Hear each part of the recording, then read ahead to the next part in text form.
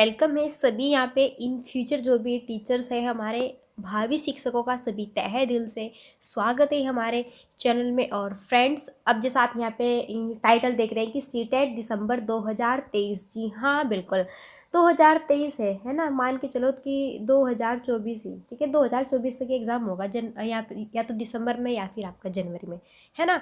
तो ये बहुत ही बेस्ट है। जो भी फ्रेंड्स हमारे इस बार जो है बच्चा यहाँ पे 9 लाख जो स्टूडेंट्स है वो सीटेट से वंचित रहे, यानी कि वो जो है यहाँ पे फेल हुए हैं। तो कोई बात नहीं, घबराना नहीं है। अब फिर से हमको जो है कड़ी मेहनत करनी है और फिर अपनी सफलता को उजागर करना है। तो आइए फ्रेंड्स, यहाँ पे तो सीटेट दिसंबर 2023 आज से प्रैक्टिस सेट है यहाँ पे आपका स्टार्ट ऑल यहाँ पे सब्जेक्ट्स के। ओके, केंद्रीय शिक्षक पात्रता परीक्षा जैसा एग्जामिनेशन है अब है हमारे यहाँ पे चैनल, सभी ज्वाइन कर लेना जिस फ्रेंड्स ने भी नहीं किया है, क्योंकि डेली वाइज और हाँ सारे एनसीईआरटी बेस्ड क्वेश्चन और सारे न्यू पैटर्न वाले क्वेश्चन होंगे। और 2020 की जो एनईपी भी है उसके भी क्वेश्चन हम अदर से आपको यहाँ पे कराएंगे पीडीएफ के थ्रू। लेकिन अब यहाँ पे जो मोस्ट इंपॉर्टेंट है वो देखेंगे। सबसे पहले हमारे यहाँ पे रहेगा फोकस सीडीपी प्रैक्टिस सेट, और इसमें जो है आपका यहाँ पे फर्स्ट स्टार्ट होने वाला इंपॉर्टेंट सेशन है। 30 एमसीक्यू क्वेश्चन जैसे रहते हैं, जैसे आप यहाँ पे और भी क्वेश्चन सीरीज देखते हैं। और हाँ, मैंने यहाँ पे सुपर टेट की भी 2 वीडियो डाली हुई है, कोई बात नहीं, अभी हम उनको स्टॉप कर देते हैं यहीं पे सुपर टेट को। सुपर टेट हम जैसे ही ये हमारा जो है यहाँ पे सी टेट का जो सेशन है ये फिनिश होता है तो फिर इसके जस्ट यहाँ पे बाद हम अपना सुपर टेट का जो है अपना हम रेडी कर देंगे। और सुपर टेट का मैं यहाँ पे डालती रहूँगी बीच बीच में, लेकिन सबसे मेन जो फोकस है वो है सी टेट दिसंबर 2023 और 24 आने वाला इन फ्यूचर हमारे लिए बहुत ही बेहतर और बहुत बेहतरीन हो। तो आइए फ्रेंड्स, यहाँ पे स्टार्ट करते हैं इस सेशन का। और जिस फ्रेंड्स ने भी एग्जामिनेशन हब चैनल को सब्सक्राइब नहीं किया है जल्दी जल्दी कर लीजिएगा। ओके, टारगेट है यहाँ पे सी टेट दिसंबर 2023 और 24। तो आइए फिर यहाँ पे और देखते हैं अपना फर्स्ट क्वेश्चन।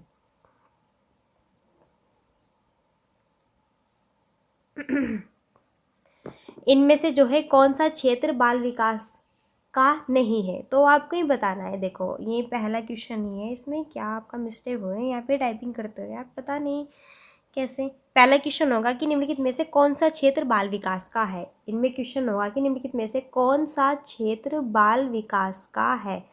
क्वेश्चन होगा कि कौन सा क्षेत्र बाल विकास का है। तो यहाँ पे कोई बात नहीं, ये हो जाता है ना, कोई बात नहीं, मैंने यहाँ पे समझा दिया।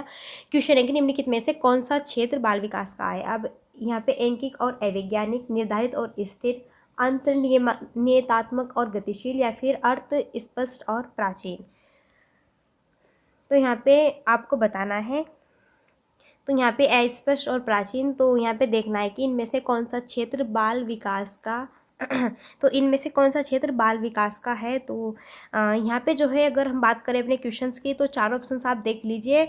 और यहाँ पे हमारा जो करेक्ट आंसर होगा वो होगा अंतर्नियतात्मक और गतिशील, क्योंकि जो हमारा बाल विकास होता है, जब बच्चों का यहाँ पे भाई बालक का जब विकास होता है, डेवलप होता है, तो वो क्या निरंतर नियतात्मक, यानी कि निरंतर चलता रहता है ना। कभी कम कभी ज़्यादा, ये तो नहीं कि हाँ भाई बिल्कुल सब में, और देखो सब में इक्वल तो नहीं होता ना, है ना। सबका जो डेवलप होता है वो अलग अलग होता है। लेकिन एक और अवैज्ञानिक, ये थोड़ा ना होता है वैज्ञानिक, इससे क्या मतलब है इसका, निर्धारित और स्थिर। क्या हमारा विकास स्थिर या फिर यहाँ पे निर्धारित होता है, नहीं, ठीक है।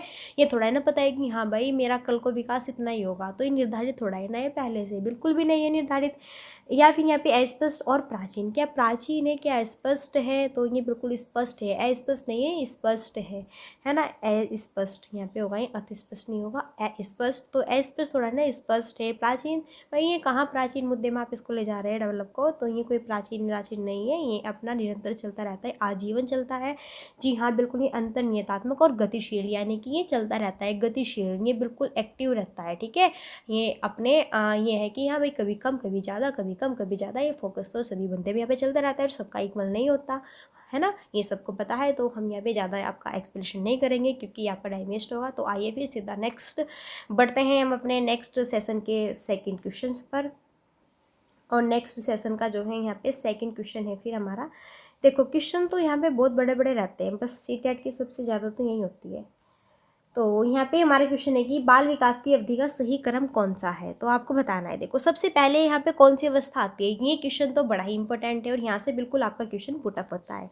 शिशु अवस्था, गर्भावस्था, पूर्व बाल्यावस्था, किशोरावस्था, मध्य बाल्यावस्था। यह पहले गर्भावस्था आती है फिर पूर्व बाल्यावस्था। तो यहाँ पे पूर्व बाल्यावस्था आ गई तो पहले से कट हो गया। या फिर गर्भावस्था, शिशु अवस्था, पूर्व बाल्यावस्था, किशोरावस्था, मध्य बाल्यावस्था। चलो देखते हैं, थोड़ा थोड़ा कुछ सही लग रहा है। या फिर गर्भावस्था, शिशु चिकित्सालय, फिर पूर्व बाल्यावस्था, या फिर मध्य बाल्यावस्था, या फिर गुड़गांव। तो आइए भाई यहाँ पे देखो आपको कितना गुमराह किया गया है। इनमें जो है ये सारे आपको ऑप्शन से, तो यहाँ पे आपको सेकंड का करेक्ट आंसर चूज़ कर लेना है कि हमारा जो यहाँ पे सेकंड का करेक्ट आंसर होगा बच्चा वो क्या होगा। तो बाल्यावस्था यहाँ पे होगा आपका किशोरावस्था। ओके, यहाँ पे क्या होगा, किशोरावस्था होगा।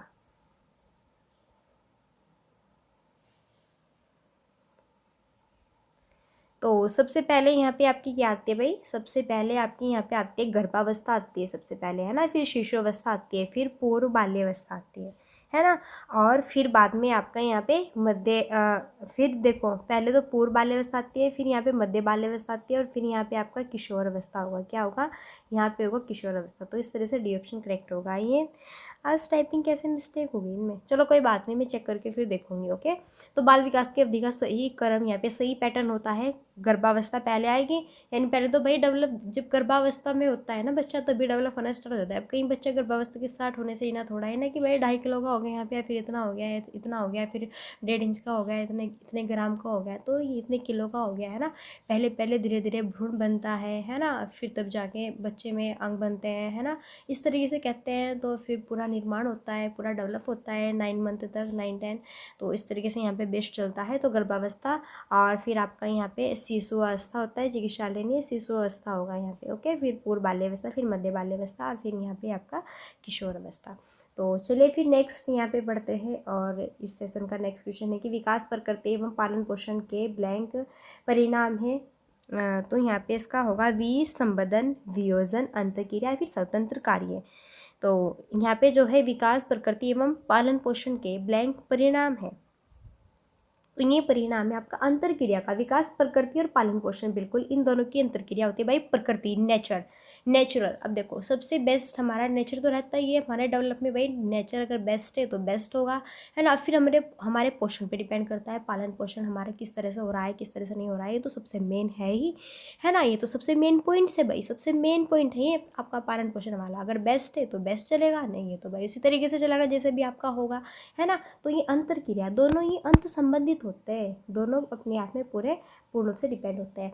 जीन पियाजे के संज्ञानात्मक विकास के सिद्धांत के अकॉर्डिंग अधिकांश बच्चे संतुलन, क्रमबद्धकरण और वर्गीकरण, है ना, किस चरण में समझ लेते हैं। तो यहाँ पे बताना है संवेदी, गत्यात्मक, पूर्व संक्रियात्मक, या फिर मूर्त संक्रियात्मक, या फिर औपचारिक संक्रियात्मक। तो जीन पियाजे, है ना, जीन पियाजे ने संज्ञानात्मक विकास का सिद्धांत यहाँ पे दिया है, और जीन पियाजे के अकॉर्डिंग बच्चे संतुलन करना, क्रमबद्धता करना, वर्गीकरण करना, ये किस चरण में समझ लगते हैं ये सारी इंफॉर्मेशंस। तो ये जो है यहाँ पे बच्चे में संतुलन आने लगता है, क्रमबद्धता जानने लगते हैं ये, है ना, वर्गीकरण करने लगते हैं चीज़ों में, थोड़ा तर्क वर्क करने लगते हैं, है ना। तो ये चीज़ें करते हैं मूर्त संक्रियात्मक व्यवस्था। अगर बात होती है कि निगमनात्मक सोच तरक्की की ओर गुजरने लगते हैं जब बच्चे, तो वो होता है आपका औपचारिक संक्रियात्मक, है ना। अगर पूछें यहाँ पे कि भाई आपका संतुलन, क्रमबद्धता, वर्गीकरण, है ना, इसमें भी ये पूर्ण रूप से परिपक्व नहीं हुआ है, लेकिन होने के लिए ये यहाँ पे अपना कदम बढ़ा रहा है अभी बच्चा, है ना, चल रहा है, देख रहा है, ये चीज़ें इसमें डेवलप हो गई है। तो ये आपका मूर्त संक्रियात्मक के अकॉर्डिंग आएगा। जैसे आप जानते हैं जीन पियाजे के यहाँ पे 4 सिद्धांत है, एक तो संवेदी, एक पूर्व, एक मूर्त, एक औपचारिक। जो संवेदी है 0 से 2 है, 2 से 7 है, 7 से 11 है, 11 से आगे है। तो इस तरह से आपको पता है। ओके, आइए फिर नेक्स्ट हमारा फिर क्वेश्चन रहता है भाई। क्वेश्चन बहुत बड़े बड़े हैं, देखो यहाँ पे आपको घबराना नहीं है। पहले क्वेश्चन पढ़ लो, फिर नीचे से अच्छे से हम यहाँ पे आपके आंसर्स देख लेंगे। रीमा ने अभी हाल ही में तार्किक रूप से और बेहतर संयोजित रूप से अपनी प्रतिक्रिया की तार्किकता को स्पष्ट करते हुए प्रश्नों के उत्तर देने आरंभ किए हैं। जीन पियाजे के संज्ञानात्मक विकास के अकॉर्डिंग उसने किस चरण में प्रवेश किया है। वह विकारों के यहाँ पे जो है या फिर विकारों के विकास के अकॉर्डिंग उसने, तो यहाँ बताना है आपका जो करेक्ट आंसर होगा वो क्या होगा। तो इसका करेक्ट आंसर देखो, खोजो आप। तो आपको बताना है जीन पियाजे के अकॉर्डिंग भाई संज्ञानात्मक विकास, ये जो है आपका। तो ये बताना है जीन प्याजे के संज्ञानात्मक के अकॉर्डिंग।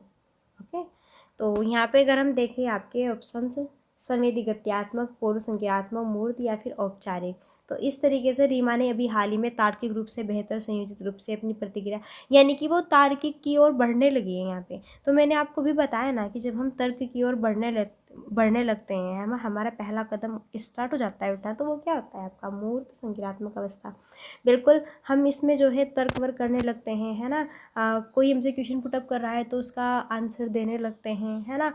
कुछ चीज़ों में हम यहाँ पे परिपक्व से होने लगते हैं, है ना। किसी चीज़ का हमें एक्यूरेट यहाँ पे थोड़ा थोड़ा ज्ञान होने लगता है ना। किसी चीज़ों को हम माध्यम बना के, है ना, उसका तर्क निकालने लगते हैं। तो ये सब आपकी मूर्त संज्ञानात्मक अवस्था के अकॉर्डिंग आती है।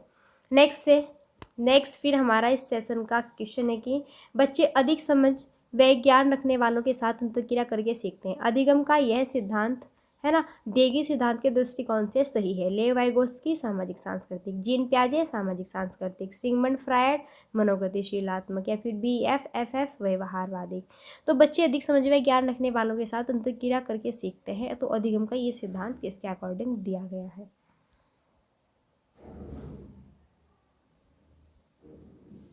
तो भाई 6 का जो करेक्ट आंसर होगा ये हमारा क्या होगा।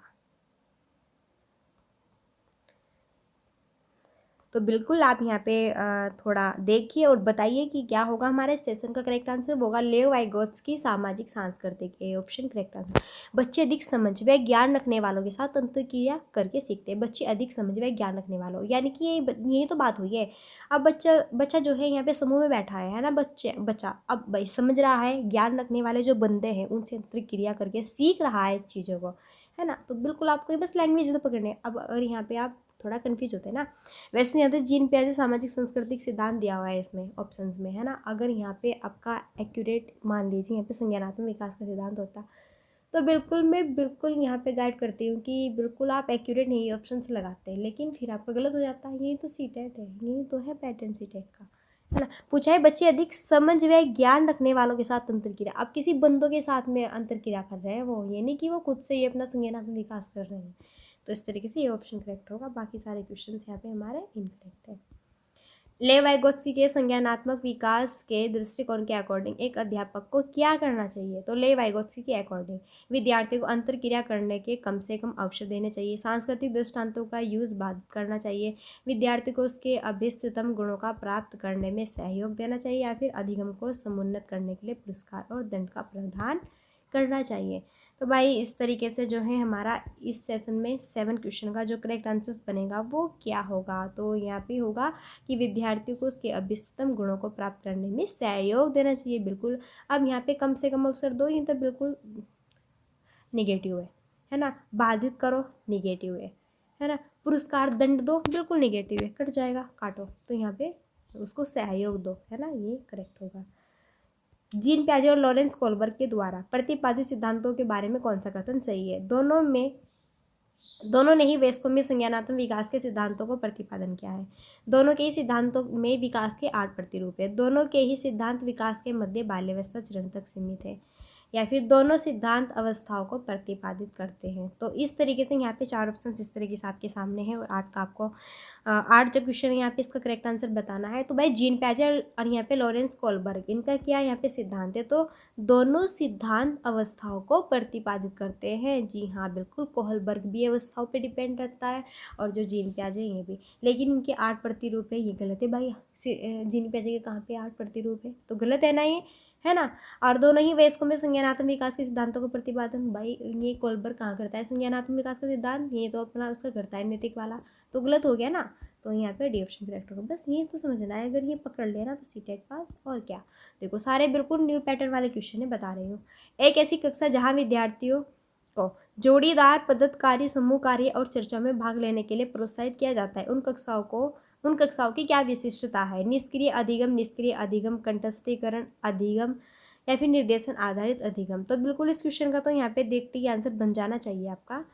देखो, एक ऐसी कक्षा जहाँ पे विद्यार्थियों को जोड़ीदार पद्धत कार्य समूह कार्य चर्चा में भाग लेने के लिए प्रोत्साहित किया जाता है, तो उन कक्षाओं की क्या यहाँ पे विशिष्टता है।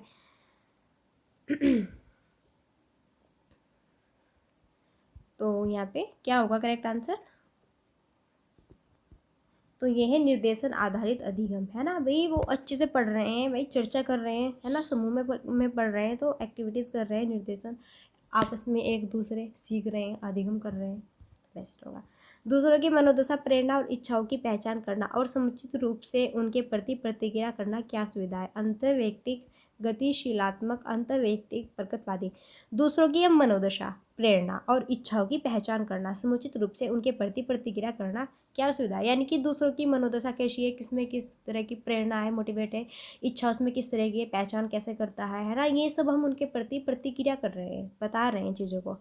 तो अब ऐसे जब हम करते हैं बंदे में, तो वो क्या माना जाता है आपका, वो क्या होता है, वो होता है आपका अंतर्वैयक्तिक। यानी कि आप उसके अंदर की चीज़ों को खोज रहे हैं यहाँ पे, और फिर उस पर आप यहाँ पे टिप्पणियाँ कर रहे हैं, उसकी प्रतिक्रिया दे रहे हैं, है ना। जैसे कि आप यहाँ पे जानते हैं ना न्यूटन का लॉ वाला सिद्धांत, जो वो थर्ड वाला है, तृतीय सिद्धांत, तो इसी तरीके से बेस्ड है यहाँ पे। ओके, तो ये अंतर्वैयक्तिक होगा यहाँ पे, सी ऑप्शन करेक्ट होगा।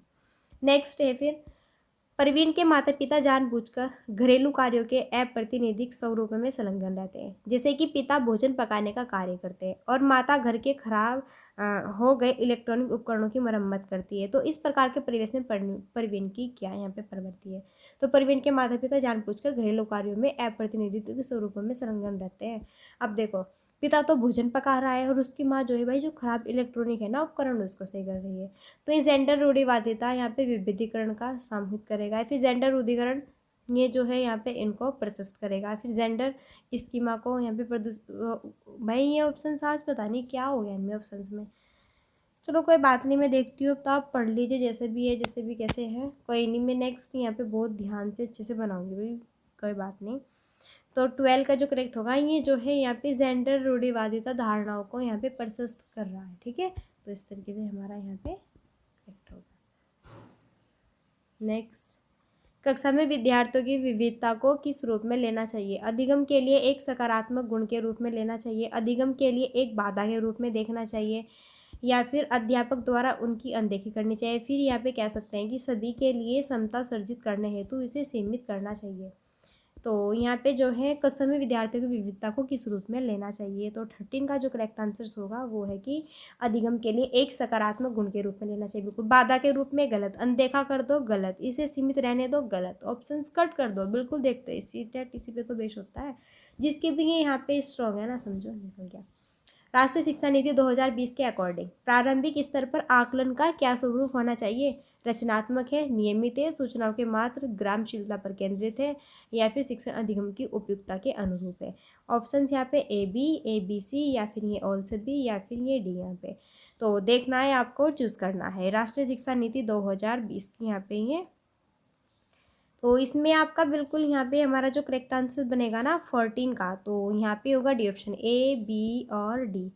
तो भाई यहाँ पे रचनात्मक, राष्ट्रीय शिक्षा नीति के अकॉर्डिंग प्रारंभिक स्तर का आकलन रचनात्मक होना चाहिए, बिल्कुल नियमित होना चाहिए, बिल्कुल है ना, लचीलापन, रचनात्मक, सृजनात्मकता पर आधारित होना चाहिए, नियमित रूप से चलना चाहिए। ये थोड़ा है ना कि आज हो गया और फिर 10 दिन में हुआ, ऐसा नहीं होता। सूचनाओं की मात्रा आ गई ना तो कट कर दीजिए। शिक्षण अधिगम की उपयुक्तता के अनुरूप, बिल्कुल करेक्ट है। अभी थोड़ा है ना कि आप पढ़ा तो कुछ और रहे हैं लेकिन समझा आप किसी और कर रहे हैं, तो ये भी गलत है भाई। जो शिक्षण आप पढ़ा रहे हैं ना उसके अनुरूप ही होना चाहिए। तो ए बी और डी करेक्ट होगा। ओके, लगा लीजिए डी ऑप्शंस। चलिए नेक्स्ट फिर इस सेशन का क्वेश्चन है, शिक्षार्थियों में समालोचनात्मक चिंतन को समुन्नत करने के लिए क्या इंपॉर्टेंस है। अध्यापक को विद्यार्थियों से बहुत ही आसान क्वेश्चन पूछने चाहिए। अध्यापक को पाठ्यक्रम पूरा करने के लिए गैर लचीले समय रेखा का पालन करना चाहिए। विद्यार्थी को ज्ञान सर्जन के प्रचुर अवसर मिलने चाहिए। बिल्कुल पकड़ लीजिए क्वेश्चन का आंसर। विद्यार्थियों को एक समान योग्यता वाले समूह में, तो एक समान वाले योग्यता के समूह में रखना चाहिए, ये तो गलत है। या फिर उन्हें बहुत ही आसान क्वेश्चन पुटअप करना चाहिए, ये भी गलत है। जिसमें समालोचनात्मक चिंतन उनकी जागृत हो, वो क्या होगा भाई, पाठ्यक्रम को समय से पहले पूरा कर दो, ये तो कहीं भी नहीं बनेगा।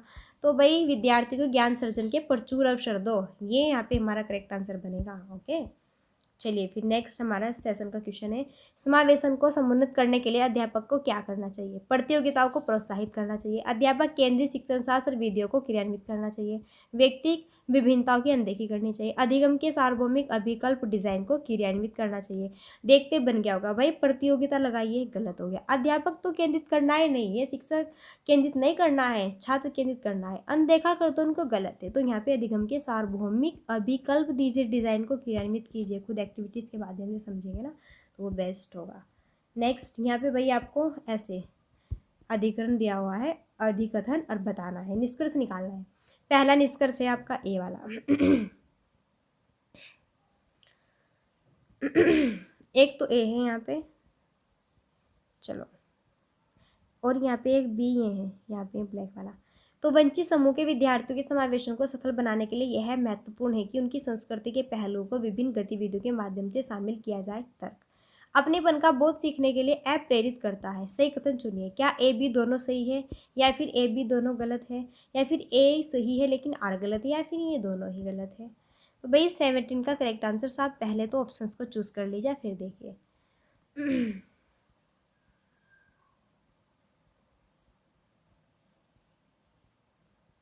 तो देखो यहाँ पे बिल्कुल दोनों ही करेक्ट है। वंचित समूह में विद्यार्थियों के समावेशन को सफल बनाने के लिए इंपॉर्टेंस है। हमारी गतिविधियाँ संस्कृति में जुड़ाव पहलू उनसे करेंगे, सीखेंगे। अच्छा, अपनेपन का बोध सीखने के लिए ऐप प्रेरित करता है, ये गलत है। ठीक है, ऐसा थोड़ा ही ना होता है, ऐप प्रेरित थोड़ा ही ना करता है। तो भाई यहाँ पे हमारे दोनों ही करेक्ट है ना। तो ये हमारा यहाँ पे ये ऑप्शन करेक्ट होगा इसका 17 का। तो आप लगा लीजिए, बहुत बेस्ट है। तो बिल्कुल अपनेपन का बोध सीखने के लिए यहाँ पे मुझे ऐसा लग रहा है थोड़ा कि कन्फ्यूज़न है अभी थोड़ा। एक मिनट देखते हैं हम।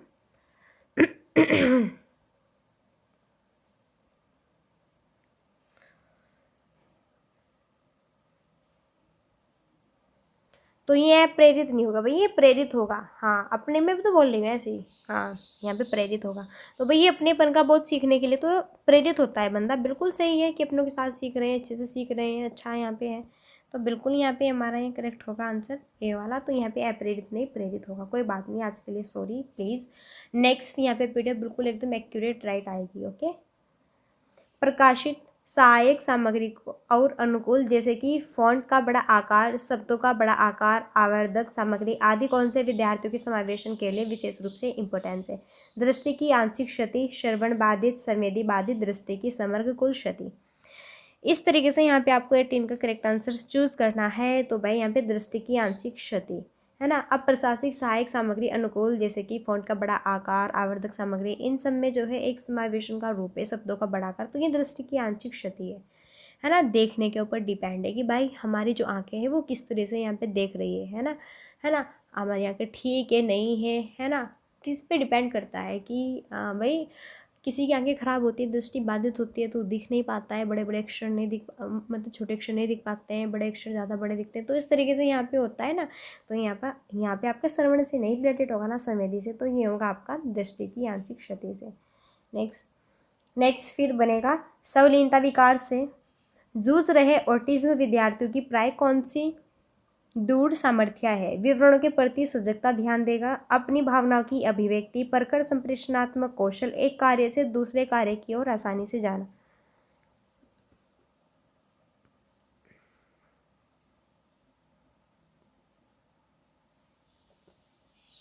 तो इस तरीके से हमारा यहाँ पे जो करेक्ट आंसर बनेगा, संवेदनशीलता विकार से जूझ रहे ऑटिज्म विद्यार्थियों की प्राय कौन सी दूढ़ यहाँ पे सामर्थ्य है? तो पहले तो आपको हम यहाँ पे मौका देते हैं कि आप चूज़ कीजिए और देखिए कि यहाँ पे जो है हमारा कौन सा करेक्ट आंसर हो सकता है। बाकी हम तो आपको बताएंगे ही, है ना।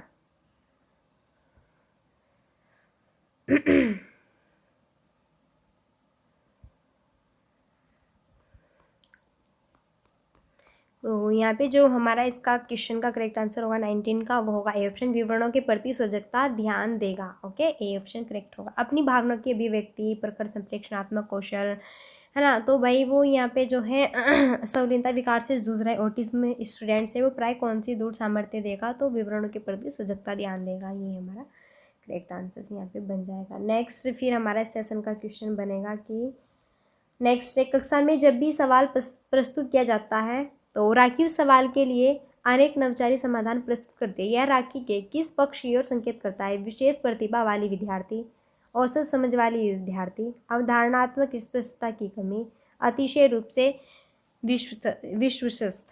तो यहाँ पे 20 का करेक्ट आंसर होगा विशेष प्रतिभा वाली स्टूडेंट्स है वो, कि कक्षा में जब भी क्वेश्चन पुट किए जाते हैं ना, तो राखी उस सवाल के लिए अनेक नवाचारी समाधान प्रस्तुत करती है, यानी कि अनेक प्रकार से वो बताती है उसका आंसर कि ऐसे नहीं ऐसे होगा, ये ऐसे ऐसे ऐसे ऐसे सूझ कर रही है, पूरा अच्छे से सृजनात्मकता, मौलिकता, है ना, रचनात्मकता ये ला रही है अपने अंदर, है ना। तो वो एक विशेष प्रतिभा जो है यहाँ पे एक विशेष प्रतिभा वाली स्टूडेंट्स है।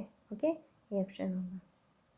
फिर यहाँ पे एक आपका अधिकथन दिया हुआ है, अध्यापक को ऐसी शिक्षण शास्त्रीय परिविधियों और विषय वस्तु का चयन करना चाहिए जो विद्यार्थियों में नवीन ज्ञान के सृजन और उच्च कर्म कौशलों को समुन्नत करने का कार्य करती है। फिर सेकंड है, बच्चों में नवीन ज्ञान के सृजन और उसकी व्याख्या करने की योग्यता होती है। तो भाई यहाँ पे ए आर दोनों सही है या फिर ए आर दोनों सही की व्याख्या नहीं करता है, फिर ए गलत है आर सही है या फिर ए आर दोनों गलत है। तो मैं आपको ऑप्शन ऐसे ही बता रही हूँ, तो आपको बताना है 21 का करेक्ट आंसर क्या होगा। तो यहाँ पे अध्यापक को ऐसी शिक्षण शास्त्रीय परिविधियों और विषय वस्तु का चयन करना चाहिए जो कि विद्यार्थियों में नवीन ज्ञान सृजन, तो ये तो बिल्कुल करेक्ट बात है भाई। एक टीचर्स को इस तरीके से यहाँ पे अपना सिलेबस रेडी करना चाहिए जिससे कि बच्चों को न्यू ज्ञान मिले और पूर्व ज्ञान से जोड़ते हुए मिले, सरल से कठिन की ओर और पूर्ण से अंश की ओर। ओके, ये सभी यहाँ पे एक्टिविटीज़ उसमें होनी चाहिए। और बिल्कुल बच्चों में नवीन ज्ञान के माध्यम से उसमें सृजनात्मकता, सर्जन और उसकी व्याख्या करने की योग्यता होती है, बिल्कुल। तो यहाँ पे हमारा ए करेक्ट होगा कि ए आर दोनों बिल्कुल करेक्ट है और यहाँ पे आर ए की सही व्याख्या करता है, तो ये ऑप्शन करेक्ट। इस तरीके से क्वेश्चन ये आते हैं आपके। चलिए नेक्स्ट है, 14 वर्षीय माया एक युवा चित्रकार के वीडियो यूट्यूब पर देखकर पेंटिंग करना सीखती है। वह इस बात में विश्वास करती है कि वह पेंटिंग करने की क्षमता रखती है और यहाँ पे जो है सचेतता के साथ में, यानी कि संचेतता के साथ में प्रक्रियाओं का अनुसरण करती है। माया के अधिगम को क्या संज्ञा दी जा सकती है? तो यहाँ पे सहयोगात्मक अधिगम, अनुगामी या फिर प्रासंज्ञान। तो इस तरीके से हमारा यहाँ पे क्या होगा। चलो लास्ट क्वेश्चन है हमारा इस सेशन का। तो 14 वर्षीय माया एक युवा चित्रकार के वीडियो यूट्यूब पर देखकर पेंटिंग करना सीखती है और वह इस बात में विश्वास करती है कि पेंटिंग करने की क्षमता रखती है और यहाँ पे संचेतता के साथ में प्रक्रियाओं का अनुसरण करती है। तो माया के अकॉर्डिंग है कौन सी संज्ञा होगी? यानी कि यूट्यूब पर वो किसी को चित्रकार करते हुए देख रही है बंदे को, और फिर उसी के माध्यम से वो खुद भी कर रही है, सीख रही है ना। उसे शौक है यहाँ पे भाई, उसका मन है ना, वो प्रेरित है उसे करने में अपने मतलब खुद से व्यक्तित्व रूप से। तो इस तरीके से यहाँ पे हमारा क्या होगा। तो यहाँ पे अगर देखें तो हम 22 का जो करेक्ट आंसर बनेगा ना, तो वो होगा अनुगामी अधिगम, है ना। बी ऑप्शन यही है, सी भी दोनों करेक्ट है। ओके, तो अनुगामी अधिगम यहाँ पे होगा, तो बी मान लीजिए या फिर सी मान लीजिए, दोनों करेक्ट है यहाँ पे। तो ये होगा अनुगामी अधिगम, बिल्कुल। तो फ्रेंड्स यहाँ पे आपको कैसे लगे इस सेशन के यहाँ पे क्वेश्चंस आई हो, बहुत ही बेस्ट लगे होंगे। और हाँ, मैं फिर से आपसे जो है यहाँ पे सॉरी बोलना चाहती हूँ फ्रेंड्स, आज फर्स्ट टाइम जो है यहाँ पे हमारी जो भी त्रुटि रही है एक दो क्वेश्चन में रह, मैंने आपको समझाया तो है ना। तो आपको कैसी लगी है वीडियो प्लीज़। और हाँ, नेक्स्ट बहुत ही बेस्ट NCERT बेस्ड इंपॉर्टेंट बहुत ही अच्छे आपके संस्कृत के, मैथ, पेडालॉजी के और भाई यहाँ पे आपकी जो है EVS के और हिंदी के एक बहुत ही बेस्ट सेशन आने वाला है। तो जल्दी चैनल को सब्सक्राइब कर लीजिए अगर आपके लिए यूज़फुल है तो। और हाँ, लास्ट तक देखना मत भूलिएगा, बहुत बेस्ट सारे न्यू पैटर्न वाले क्वेश्चन है, न्यू पैटर्न और न्यू पैटर्न के आधार पर हम आपको समझाएंगे, ठीक है। तो फ्रेंड्स फिर नेक्स्ट चलिए मिलते हैं, और यहाँ पे वीडियो को लाइक कीजिए और शेयर कर लीजिए और सब्सक्राइब कर लीजिए सभी और फ्रेंड्स। सो फिर चलिए मिलते हैं, तब तक के लिए so thanks for watching, keep study, bye bye, take care.